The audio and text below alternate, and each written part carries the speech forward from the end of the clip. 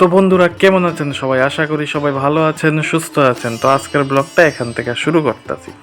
আজকে পাড়ার কয়েকজন মিল্লা প্ল্যান করলাম যে আম ভর্তা খামো। তো গরমকাল, গরমের ফল হচ্ছে আম।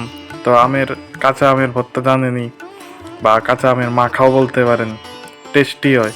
তো এই যে দেখতেছেন কতগুলি আম নেওয়া হয়েছে, এখন এগুলি সব আম ভর্তা বানানো হইব এগুলি দিয়া। তো সাথে থাকেন এবং দেখতে থাকেন কিভাবে আম ভর্তা বানানো হইতাছে। তো চলেন দেখি কে কে আছে। এই যে দেখতেছেন আম নিয়ে ফটো তোলা হইতাছে।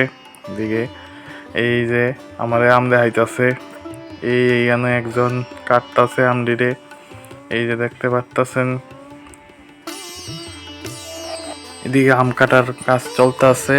তো আমি আরো অনেকজন আছে, তারা দেখতেছেন, এই যে হাত দেখাইতেছে কি সুন্দর। এদিকে আম টাম খাওয়া হইব সবাই মিল্লা, ভালোই লাগে সবাই মিল্লা আম টাম খাওয়া। এদিকে আমিও ভিডিওতে কিছু খাইলাম, নাইলে কি চলেনি।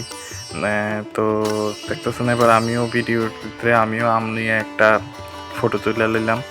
তো এই হইতাছে গাছ, যে গাছ থেকে আমগুলি পার হইছে।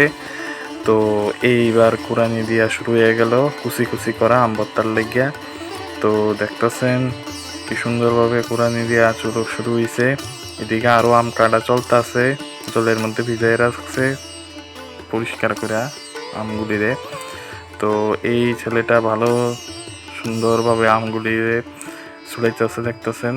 এইদিকে আবার সে আয়াসিরা আবার কুরানি দিয়া এইবার শুরু হয়েছে আসল কাজ এখন শুরু হয়েছে। এবার আম ভর্তা শুরু হইব বানানো, দেখতেছেন।